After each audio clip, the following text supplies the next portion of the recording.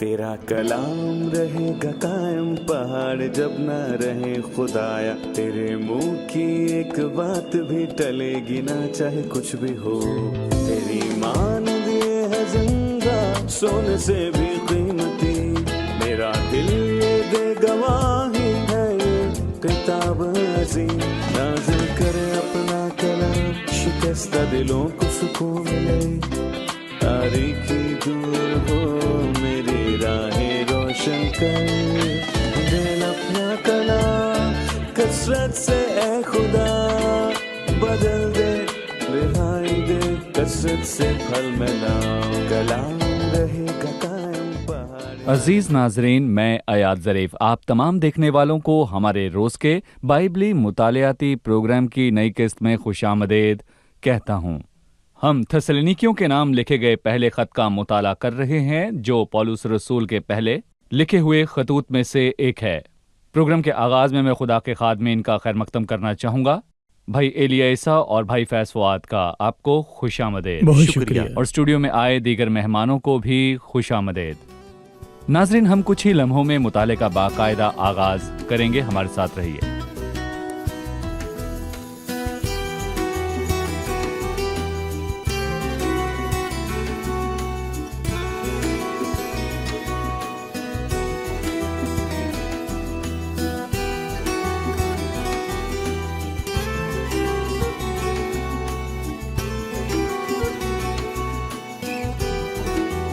Doctor फैज़, मैं दूसरी और तीसरी आयत को पढ़ने के बाद आपसे सवाल करूंगा।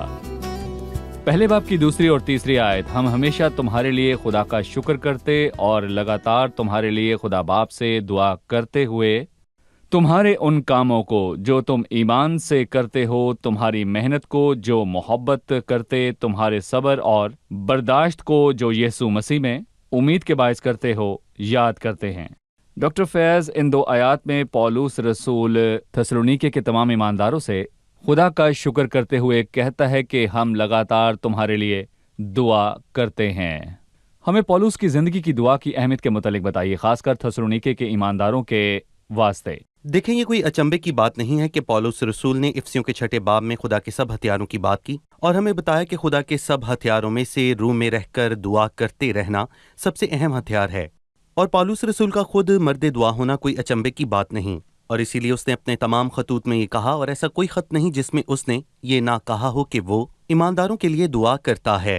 वो न सिर्फ ईमानदारों के लिए दुआ कर रहा था, बल्कि उसने इसराइल के कदीम लोगों के लिए भी दुआ की थी और गुनहगारों के लिए भी कि वो खुदा को जान सकें। लेकिन उसकी ज्यादातर दुआएं ईमानदारों के लिए ही थीं। और जब हम उसकी दुआओं पर गौर करते हैं तो हमें बहुत कुछ मिलता है। उसने मुसलसल दुआ की थी और उसने आंसुओं से दुआ की, उसने शुक्रगुजारी के साथ दुआ की। उसने ईमानदारों में कुछ ऐसा देखा जिसके लिए उसने खुदा का शुक्र किया। यहाँ तक कि करंथस के लोगों के लिए भी उसने शुक्र किया।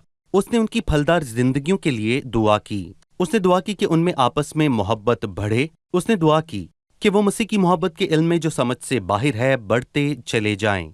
सिर्फ यही नहीं, बल्कि पौलुस रसूल ने दुआ की ताकि उनके दिल रोशन हों और वो खुदा की मर्जी को जाने। और मैं कहूँगा कि वो बहुत ही मिसाली और आला मेयार का शख्स था। लेकिन अगर हम थेसलुनीके के ईमानदारों की खातिर उसकी दुआ पर गौर करें तो उसने कहा कि हम हमेशा तुम्हारे लिए खुदावंद का शुक्र करते हैं। और फिर वो उनके ईमान के कामों और मोहब्बत में की गई मेहनत और सब्र और बर्दाश्त का जिक्र करता है। वो उनसे खुश है और उनकी अच्छी बातों को देखता है। हमें आज ये सीखने की ज़रूरत है कि हम अच्छी बातों को देखें और उनके लिए शुक्रगुजारी करें। और फिर उसने मुसलसल दुआ की। और फिर वो कहता है कि तुम्हारे लिए यानी सबके लिए मेरा ख्याल है कि उसने उनमें से हर एक के लिए दुआ की। और फिर हम हमेशा खुदा का शुक्र करते हैं और वो उनको याद रखता है और उनके लिए दुआ करता है। आपकी इजाज़त से मैं दूसरे खत के पहले बाब पर आना चाहूँगा, जहाँ पर लिखा है कि अजीज़ भाइयों, हम खुदा के हुजूर तुम्हारे लिए शुक्रगुजारी करने से बाज नहीं रहते। और 11वीं आयत में है कि हम हमेशा तुम्हारे लिए दुआ करते हैं। क्यों? वो चाहता है कि हमारा खुदा तुम्हें वो करने की तौफीक बख्शे जिसके लिए तुम बुलाए गए हो। बुलावा यह है कि एक दिन वो मसीह के साथ होंगे और उसके साथ उनका नाम बुलाया जाएगा और वो मसीह के साथ हुकूमत करेंगे। मैं उन हालात के लिए दुआ करता हूँ जिनसे तुम गुजर रहे हो, ताकि तुम उस मुकाम को हासिल करने के काबिल बनो जो मुस्तकबिल में बादशाहों का है। और मैं तुम्हारे लिए दुआ करता हूँ कि खुदा अपनी कुदरत से तुम्हें हर नेकी को पूरा करने की ताकत दे, تاکہ تم مسلسل نیکی کرتے جاؤ، چاہے پھر تمہارے آس پاس جو بھی حالات ہوں، اور صرف یہی نہیں لیکن پالوس رسول بادشاہوں اور بڑے لوگوں کے لیے بھی دعا کرتا رہا۔ یہ پالوس کی دعائیہ زندگی ہے۔ آج کل ہم دعاؤں کو نظر انداز کر دیتے ہیں، آپ کیا کہتے ہیں؟ مجھے کلام کے ایک مبصر کی ایک مرتبہ کہی ہوئی بات بہت پسند آئی ہے، جس نے پالوس رسول کے خطوط میں کی گئی اس کی دعاؤں کا بطور مطالعہ کر رکھا تھا۔ دراصل اس شخص نے پالوس کے خطوط میں کی گئی تمام دعاؤں کو گن رکھا تھا۔ اس نے کہا کہ پالوس رسول نے اپنے خطوط میں جو دعائیں کیں وہ باقی خطوط میں کی گئی باقی رسولوں کی دعاؤں سے 8 گنا زیادہ ہیں۔ جی۔ اور اس نے کہا کہ میں پالوس کے اس طور پر دعا کرنے سے حیران نہیں ہوں، کیونکہ اعمال اس کے 9ویں باب میں جب حنانیہ اس کے پاس آیا تو اسے یہی نشان دیا گیا کہ دیکھ وہ دعا کر رہا ہے۔ جی، اور دراصل اس میں ایک سبق جو ہم سب کو بطور قوم سیکھنا چاہیے کہ خدا نے ہمیں ہمارے بھائیوں میں استعمال ہونے کا اعزاز بخشا ہے۔ جی، ہم فقط اپنے بھائیوں کو نصیحت کرنے پر اکتفا نہ کریں، ہمارے بھائیوں کو نصیحت کی ضرورت ہے، لیکن ساتھ ہی ہمیں اپنے بھائیوں کے لیے دعا کرنے کی بھی ضرورت ہے، بالکل پالوس رسول کی طرح کہ وہ ایمانداروں کے لیے دعا کرتا ہے۔ صحیح، ہمارا خیال ہے کہ دعا ایک پناہ گاہ ہے جو محفوظ رکھتی ہے، یعنی کہ یہ ایک حفاظتی چیز ہے، لیکن جو خادم اپنی خدمت کو دعا کا سہارا دیتا ہے اور اسے دعا کے ساتھ کرتا ہے تو دعا سے خدمت کے دروازے کھلتے ہیں۔ یہ دعا بالکل دل کو درست نرم ہے۔ کرتی ہے اور کلام کے لیے کھولتی ہے۔ صحیح۔ دعا ہر معاملے میں ایک مؤثر ہتھیار ہے، اور اس کا انحصار میرے مصروف یا فارغ ہونے پر نہیں ہے۔ مجھے یاد ہے کہ ایک خادم کہتے ہیں، آج صبح جب میں اٹھا تو میرے کرنے کو بہت کام ہے، سو مجھے بہت دعا کرنی ہے۔ ہم اس کے برعکس کرتے ہیں، چونکہ کام بہت ہیں سو دعا کم ہو پائے گی، پر ہمیں دعا کی ضرورت ہے۔ تو کیا پالوس رسول فارغ انسان تھا جو خیمے بناتا اور اس کی منادی کرتا، لیکن اس نے دعا کا وقت نکالا؟ یہاں میں آپ سے ایک اور سوال کروں گا۔ اس نے نہ صرف دعا کی بلکہ اس نے تھسلونیکے کے ایمانداروں کے لیے خدا کا شکر ادا کیا۔ ہم دیکھتے ہیں کہ پولس رسول کرنتھس کے ایمانداروں سے زیادہ خوش نہ تھا اور گلتیوں کے ایمانداروں سے بھی زیادہ خوش نہ تھا، پر تھسلونیکیوں کے ایمانداروں کی وہ تعریف کرتا ہے۔ ایسا کیوں؟ وہ ایسے ایماندار ہیں جو کہ قابل تعریف ہیں، بھلے ہی وہ نومولود ایماندار ہیں، لیکن خدا کے فضل کا کام اور اس کے پھل ان میں واضح ہوتے ہیں۔ میرا مطلب ہے کہ جب وہ شکر گزاری کر رہا ہے تو وہ ان کے ایمان کا کام اور محبت میں کی گئی محنت اور صبر برداشت کو یاد کرتا ہے۔ ایسے وہ ایماندار ہیں جنہوں نے انجیل کے پیغام کو آگے پہنچایا، نہ صرف مقدنہ یا اکھیا میں بلکہ ہر طرف۔ ایسے ایماندار ہیں جنہوں نے اپنی زندگی میں پالوس رسول کی نقل کی، کیونکہ پالوس اور باقی رسول ان کے لیے ایک مثال اور ایک نمونہ تھے۔ لیکن دراصل جب ہم کرنتھس کے ایمانداروں کو دیکھتے ہیں تو کرنتھس کے ایماندار نعمتوں میں بہت دولت مند تھے، لیکن ان ایمانداروں کی اخلاقی حالت زوال کا شکار تھی۔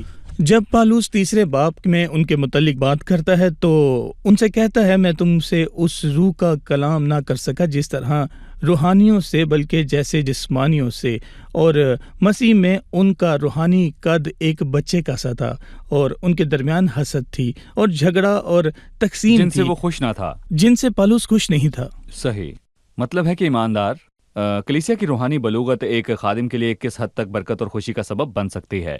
ہم اسے چلتے پھرتے محسوس کرتے ہیں، ایک نیک شاگرد جو کہ تعلیمات کو سمجھتا اور ان کا اطلاق اپنی زندگی پر کرتا ہے۔ اور اس نے ان کے لیے دعا کی اور ان کی زندگیاں ان کی باتوں کی گواہی دیتی ہیں، اور وہ کہتا ہے کہ تمہاری باتوں کے وسیلے سے خدا کا کلام ہر طرف پھیلا، نہ صرف الفاظ سے بلکہ ان کے آس پاس کے لوگوں پر ان کی زندگی میں آتی بڑی تبدیلی بہت ہی واضح تھی۔ ان کی زندگی کا کلام ان کے منہ کے کلام سے بلند تھا۔ انہوں نے صرف باتیں نہ کی بلکہ ان کی زندگیاں گواہ تھی کہ وہ صحیح کیا کہتے ہیں۔ اسی لیے وہ مختلف ہے، کیونکہ پولس رسول کرنتھیوں 13 میں ایمان، امید اور محبت کا واضح طور پر ذکر کرتا ہے، لیکن یہاں وہ ان تینوں کی بات نہیں کرتا بلکہ کہتا ہے کہ محبت ان تینوں میں سے افضل ہے۔ یہاں وہ ایمان سے کی گئی محنت اور صبر سے رکھی گئی امید کی بات کرتا ہے۔ جی ٹھیک ہے، ہم وقفے کے بعد مطالعے میں آگے بڑھیں گے۔ ناظرین، ملتے ہیں ایک چھوٹے سے وقفے کے بعد، ہمارے ساتھ رہیے۔ عزیز ناظرین، خدا کی محبت ہم گناہ گاروں کے لیے کیسی حیران کن ہے۔ خداوند یسوع نے باپ کی اس ذات کو ظاہر کیا جو ہر توبہ کرنے والے فرزند کے گناہ کو معاف کرنے کا مشتاق ہے، ایک تمثیل کے وسیلے سے جو اس نے لوکا 15ویں باب میں سنائی، یعنی کہ مصرف بیٹے کی تمثیل جسے واپس آتا دیکھ کر اس کا باپ اس پر शफकत करता और खुद दौड़कर उसके पास मिलने को जाता है और मुलामत नहीं करता, बल्कि उसे चूमता और सीने से लगाता है।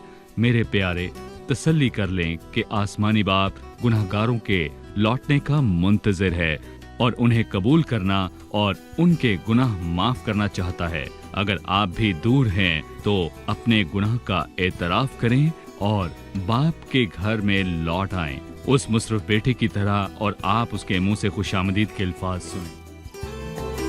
खुशामदीद वक्फे के बाद हाजिर हैं। आइए थस्सलुनीकियों के नाम पहले खत के पहले बाब की दूसरी और तीसरी आयत पर गौर करें, लेकिन उससे पहले हम मेहमानों से उनका सवाल जानेंगे।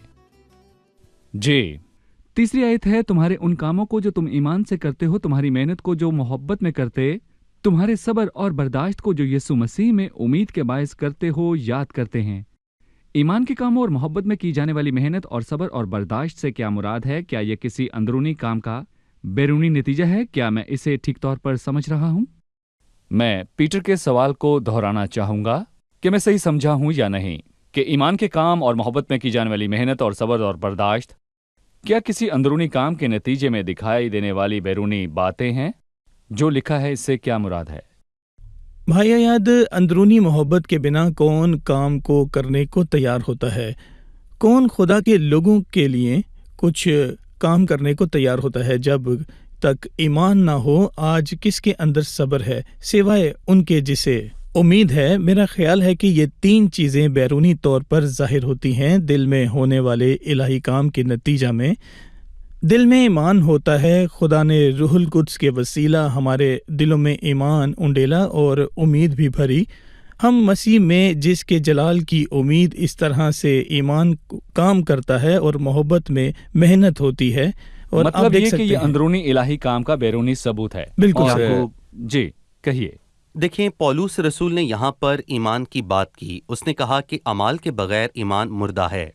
कोई मसीह पर ईमान रख सकता है, पर देखें कि उसका ईमान उसके अमाल में कहाँ है। ईमान उस दिल में होता है जिसे खुदा देखता है। बैरूनी सबूत के बगैर ईमान अमाल के बगैर मुर्दा है। और यूहन्ना जो मोहब्बत का रसूल है कहता है कि मोहब्बत कलाम या बात में नहीं बल्कि अमाल और हक में होती है। क्या तुझे मुझसे मोहब्बत है? ठीक है, अपने अमाल से मुझ पर जाहिर कर। उम्मीद है कि खुदा आता है। ठीक है, चूंकि खुदा नजदीक है। और अगर आप सच्चे दिल से मानते हैं कि खुदा नजदीक है, तो फिर आप अपने किसी नुकसान या अपने बीमारी के हालात में या मसाइल को लेकर इस कदर उदास क्यों हैं? अगर खुदावंद आपके नजदीक है तो खुदावंद की आमद इन तमाम मसलों को खत्म कर देगी। तो ये उम्मीद आप में सब्र की बर्दाश्त को पैदा क्यों नहीं कर रही कि आप इन आजमाइशों में कायम रहें? सही। मैं आपसे सवाल करना चाहूंगा, आपने थोड़ी देर पहले इसके एक हिस्से का जिक्र किया। इन तीन चीजों यानी ईमान, उम्मीद, मोहब्बत का तस्करा बाइबल में कहीं और है। हमें इसके मुतालिक बताइए कि इसका जिक्र कहाँ है। पहला करंथियों 13वें बाब की 13वीं आयत। गर्ज, ईमान, उम्मीद और मोहब्बत ये तीनों हमेशा तक रहेंगे, मगर अफजल इनमें से मोहब्बत है। लेकिन मैंने यहाँ इन तीनों का जिक्र नहीं किया क्योंकि वो ईमान और मोहब्बत की बात नहीं करता, बल्कि वो उम्मीद के सब्र की बात करता है। ईमान के काम की और मोहब्बत में की जाने वाली मेहनत की। हमें फलों के इस आला मेयार के बारे में भी बताइए। मैं कहूँगा कि पौलुस रसूल माजी, हाल और मुस्तकबिल की तरफ इशारा करता है। और मैं बुनियादी तौर पर कहूँगा कि ये निजात के ईमान का हवाला है। जबकि खुदा का कलाम रूहुल कुद्स की कुदरत से उन तक पहुंचा और खुदा के कलाम ने उन्हें याद दिलाया कि वो नाउमीदी की हालत में है, वो खुद को बचा नहीं सकते, और उन्होंने अपने ऊपर खुदा की अदालत को कबूल किया, और ये तौबा है। दरअसल वो खुद को बचा नहीं सकते, लेकिन मैं यहाँ कहूँगा कि फ़क्त और फ़क्त तौबा से काम नहीं बनता। लेकिन मैं कहूँगा कि खुदा का कलाम ईमान के मकसद को पेश करता है, और मैं खुदा की अदालत को मसीह की ज़ात की बुनियाद पर कबूल करता हूँ। अगर मैं ईमान से खुदा के पास आता हूँ, ईमान और तौबा के वसीले से, इस यकीन के साथ कि खुदा मेरा मुनज्जी, मेरा निजात दहिंदा और मेरी खातिर मसलूब हुआ, ये निजात का ईमान कहलाता है। और ईमान का काम ये है कि मैं खुदावन के पास आता हूँ। ये पहली चीज़ है। और वो यूहन्ना 6 में खुदा से पूछते हैं कि हम क्या करें कि खुदा की मर्जी पूरी करें। यीशु ने उन्हें जवाब दिया कि खुदा तुमसे यही चाहता है कि जिसने उसे भेजा है उस पर ईमान लाओ। और मैं कहूँगा कि इसके बाद भरोसे का ईमान और अकीदे का ईमान है, और जिसके साथ हम पढ़ते हैं कि हाल को मोहब्बत दरकार है, खुदा से मोहब्बत और उसके मुकद्दसीन से मोहब्बत। और ये सिर्फ लफ्जी मोहब्बत ना हो, बल्कि खुदा से मोहब्बत जो बहुत से कामों में मुस्बत होती है। मतलब इस पर बात करने का वक्त नहीं। और मुकद्दसों से मोहब्बत, और वो मुकद्दसों से मुराद ईमानदार हैं। सब वो ईमानदार ईमानदार नहीं जो सो गए और अब नहीं। आसमान पर हैं। सब ईमानदार सही। मतलब जो कोई भूखा है और ठंड में पड़ा है, मैं कहूंगा कि जा प्यारे जाकर सेर हो और गर्म हो। मुझे मोहब्बत की मेहनत को जाहिर करना है, जैसे कि कहते हैं कि मोहब्बत में मेहनत का ना होना ये तो वक्त को गुजारना है, और मोहब्बत में मेहनत होती है या फिर वो गैर संजीदा होती है। जी। सो मोहब्बत हाल की बात करती है, और खुदावंद की मोहब्बत में की जाने वाली मेहनत से हम खुदावंद को देख सकते हैं और हम उस तक जिस्म के अज़ा से पहुंचते हैं। और खुदा के साथ उसके जिस्म के अज़ा के लिए उसके जज्बात में शरीक होना हमारे लिए एजाज़ है, क्योंकि मुस्तकबिल में खुदावंद आता है। तो फिर इसका इजहार कैसे होगा? जब हम सब्र करेंगे। और किसी ने किसी से पूछा कि मुझे कुछ ऐसा बताओ कि जब मैं खुश हूं तो उसे सुनकर उदास हो जाऊं, और उदास हूं तो उसे सुनकर खुश हो जाऊं। सो उसने एक जुमला लिखा कि ये वक्त गुजर जाएगा। अगर हम दर्द में हैं तो खुश होंगे, और अगर हम किसी बात से खुश हैं तो सब खत्म हो जाएगा। सही। ये सब्र है। फिर चाहे हालात जैसे भी हों, मैं मुंतज़िर हूं। ईमान माजी में है और मोहब्बत हाल में की जाती है, फिर उम्मीद का सब्र मुस्तकबिल की बात करता है। भाई एलिया, ईमान के काम की बात करते हुए मैं ये जानना चाहूंगा कि पहले क्या है, ईमान या फिर काम? क्या काम ईमान पैदा करता है या ईमान से अमल पैदा होता है? यकीनन अल्फाज की तरतीब के हिसाब से तो काम का जिक्र पहले किया गया है और ईमान का जिक्र है, लेकिन दर हकीकत ईमान पहले है, और ये ईमान काम करने वाला ईमान है।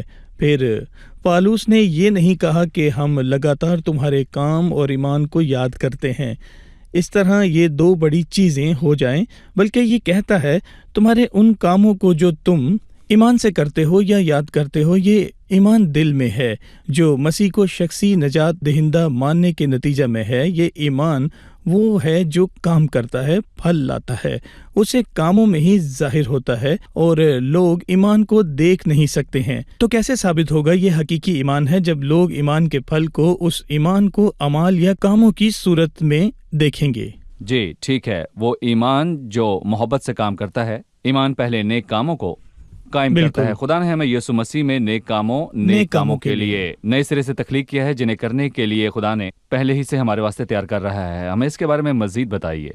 मैं कहूँगा कि यहाँ जो मोहब्बत है, कुर्बानी देने वाली मोहब्बत है, यानी कि मुस्बत मोहब्बत, मुफाद परस्ती की मोहब्बत नहीं। कि अगर तुम अपने मोहब्बत रखने वालों से मोहब्बत रखो तो सब लोग अपने मोहब्बत रखने वालों से मोहब्बत रखते हैं। अगर आप ऐसा करें तो ये नापाक या हवस परस्ती की मोहब्बत नहीं, जिसकी लोग टीवी पर तारीफ करते हैं। यहाँ आला मोहब्बत की कुर्बानी की बात की गई है। मेरी मोहब्बत बेलॉस है, बल्कि हर बात के बावजूद मैं तुमसे मोहब्बत रखता हूँ। ये इलाही मोहब्बत है। मोहब्बत अल्फाज या फिर जुबान से नहीं होती, बल्कि मोहब्बत में मेहनत होती है। मैं खुदाम से मोहब्बत रखता हूँ। शायद मैं 200 गीत गा दूं और कहूँ कि मैं खुदाम से मोहब्बत रखता हूँ, लेकिन सच तो यह है कि मेरी जिंदगी से कुछ भी जाहिर नहीं होता। लेकिन अगर मुझे खुदाम से मोहब्बत होगी तो सबसे पहले मैं उसके अहकाम की फरमाबरदारी करूंगा, और सिर्फ यही नहीं बल्कि मैं तमाम मुकद्दसीन से मोहब्बत रखूंगा। ऐ शमौन यूहन्ना के बेटे, क्या तुम मुझसे मोहब्बत रखता है? उसने जवाब दिया, हाँ खुदावंद, ठीक है। अगर मोहब्बत रखता है तो मेरी भेड़ें चरा और मेरे बड़े चरा, जा मेरे लिए उन्हें चरा, मेरी खातिर उन्हें चरा, मेरी खातिर उन्हें सैर कर। मोहब्बत की मेहनत, जा खोए हुओं को ढूंढ, और एक गीत के बोल भी हैं। और जो कोई खुदाम से मोहब्बत रखता है गुनाह से नफरत करता है। ऐ खुदाम से मोहब्बत रखने वालों, बदी से नफरत रखो, क्योंकि बदी थका देती है। क्योंकि जिसने जिस्म में दुख उठाया वो गुनाह पर गालिब आया। दानियल, क्या तू खाएगा? नहीं, मैं नहीं खाऊंगा, तुझे शेरों की मांद में डाल दिया जाएगा। क्या तुम बुतपरस्ती करोगे? नहीं, तो तुम्हें आग की झील में डाल दिया जाएगा। यूसुफ, क्या तू गुनाह करेगा? नहीं, मैं नहीं करूंगा। तो मोहब्बत दुख उठाती और मेहनत करती है, और खुदावंद हमसे ऐसी मोहब्बत की तवक्को करता है। सवाल कीजिए। मैं 3 अल्फाज के मुतालिक पूछना चाहती हूँ, सब्र, काम और मेहनत।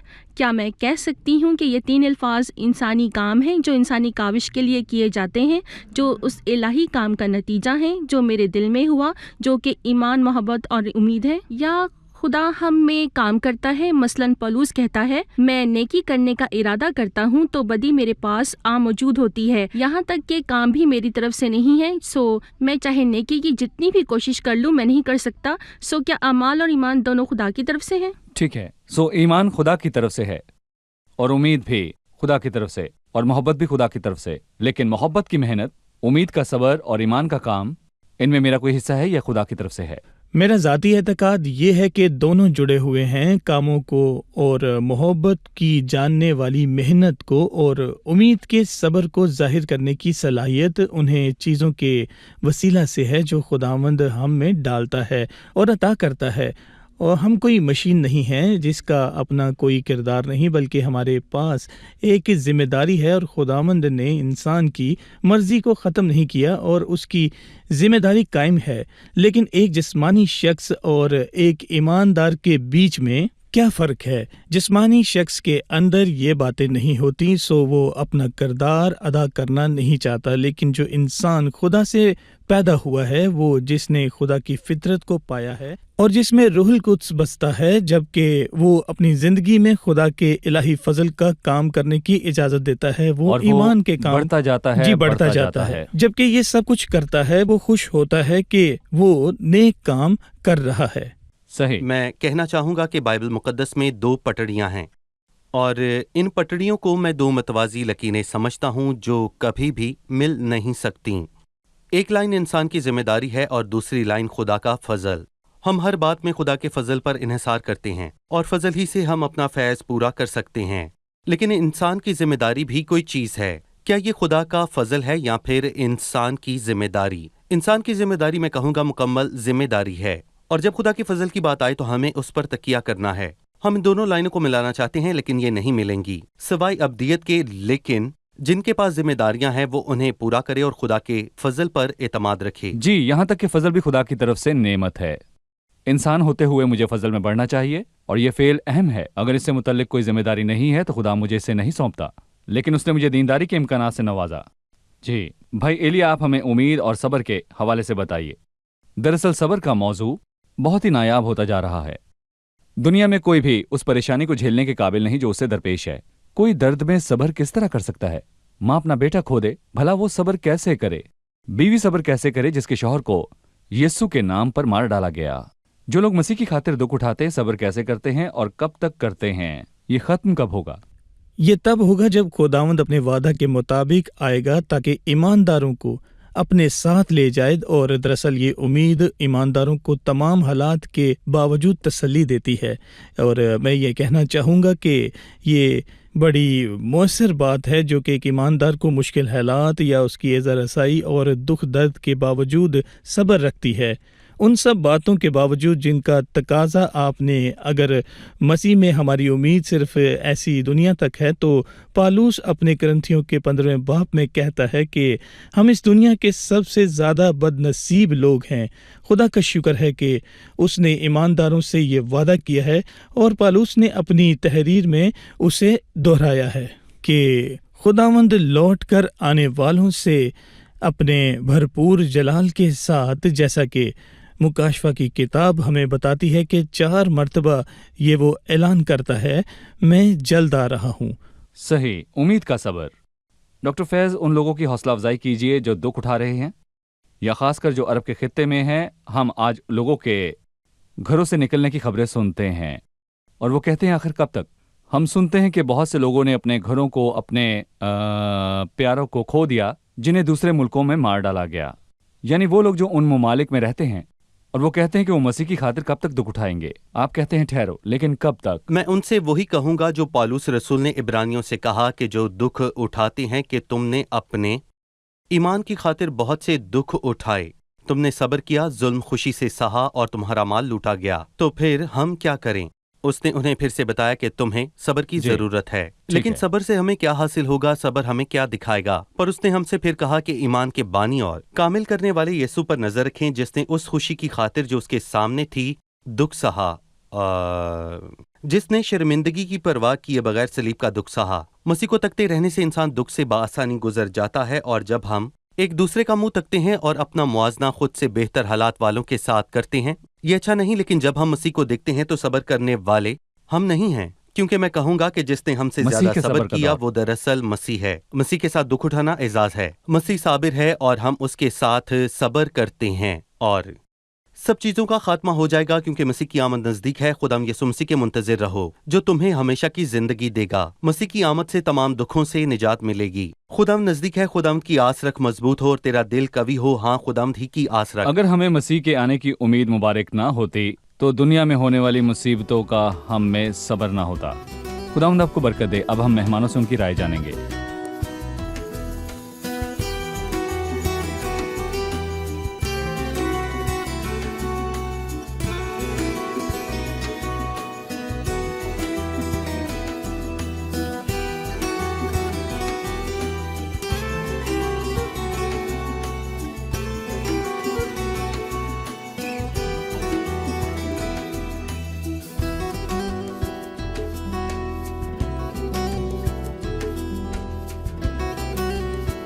جی آپ تیار ہیں؟ آج کا مطالعہ کیسا لگا؟ آپ نے کچھ سیکھا؟ تو ہمارے پاس 3 سوالات ہیں. پہلا سوال میں پوچھنا چاہوں گا کہ پولس نے تھسلونیکے کے ایمانداروں کے لیے خدا کا شکر کیوں کیا؟ کیونکہ ایمان میں نومولود اور نئے ہونے کے باوجود اور بت پرستی سے نکل کر آنے کے باوجود خدا کے فضل کے پھل ان میں نمایاں تھے. ان کی زندگی آس پاس کے تمام لوگوں کے واسطے ایک گواہی تھی اور رسول کی پیروی کی. صحیح. تو ان کی زندگی ان کی باتوں کی گواہ تھے کہ فضل نے ان کی زندگی میں کام کیا. جی بھائی, کیا ٹھیک کہا؟ جی. کیا کوئی درستگی یا کیا کوئی تبدیلی چاہیں گے؟ نہیں, سب ٹھیک ہے. ٹھیک ہے. دوسرا سوال, بائبل مقدس میں ان 3 چیزوں کا ذکر ایک ساتھ کہاں ملتا ہے, یعنی ایمان, امید اور محبت؟ یہ پہلے کرنتھیوں 13:13 میں ظاہر ہوا. پہلا کرنتھیوں 13واں باب جی, 13ویں آیت. جہاں پولس رسول کہتا ہے غرض ایمان, امید, محبت تینوں دائمی ہیں لیکن افضل ان میں محبت ہے. صحیح. بہت سے لوگ کہتے ہیں کہ یہ تینوں چیزیں مسیحیت کے ستون ہیں لیکن افضل ان میں محبت ہے. ٹھیک ہے. میں جاننا چاہوں گا جب وہ ایمان کے کام کی بات کرتا ہے, کیا اس کا مطلب اس کا کوئی کام ہے جو ایمان کی طرف لے جاتا ہے؟ کیا ایمان کسی کام کا نتیجہ ہے یا ایمان کے نتیجے میں کام کیا گیا ہے؟ بتائیے, یہاں کام کا مقام یا کردار کیا ہے؟ ایمان کو ثبوت درکار ہے. ثبوت ہمارے کام ہے. پولس رسول کہتا ہے تو اپنا ایمان بغیر اعمال کے تو مجھے دکھا اور میں اپنا ایمان عمال سے تجھے دکھاؤں گا. ایمان عمال سے اور میں اپنا پہلے ایمان ہے. عمال سے تجھے دکھاؤں گا. جی بالکل, ایمان عمال سے پہلے ہے. ٹھیک ہے. اس کا مطلب ہے کہ حقیقی ایمان نیک اعمال کو جنم دیتا ہے اور یہ ایمان جی کا بالکل ایسا کام ہی ہے. آپ سب کا شکریہ. خداوند آپ کو برکت دے. آنے والی قسط میں ہم اپنا مطالعہ جاری رکھیں گے. خادمین کا بہت شکریہ.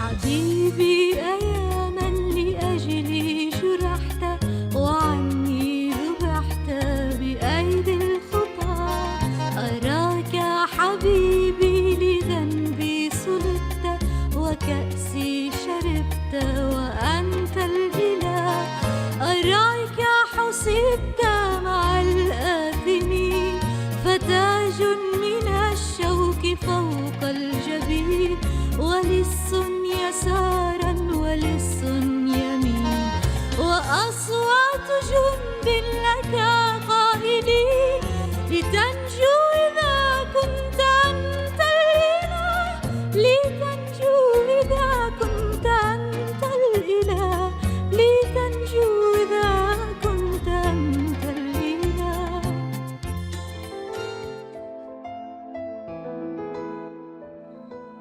تیرا کلام رہے گا قائم پہاڑ جب نہ رہے خدایا. تیرے منہ کی ایک بات بھی ٹلے گی نہ چاہے کچھ بھی ہو. تیری مان دیے ہے زندہ سونے سے بھی قیمتی. میرا دل یہ دے گواہی ہے یہ کتاب عظیم. نازل کرے اپنا کلام شکستہ دلوں کو سکون ملے. تاریکی دور ہو میری راہیں روشن کر. دل اپنا کلام کثرت سے اے خدا بدل دے. رہائی دے کثرت سے پھل ملاؤ. کلام رہے گا قائم پہاڑ جب نہ رہے خدایا. تیرے منہ کی ایک بات بھی ٹلے گی نہ چاہے کچھ بھی ہو.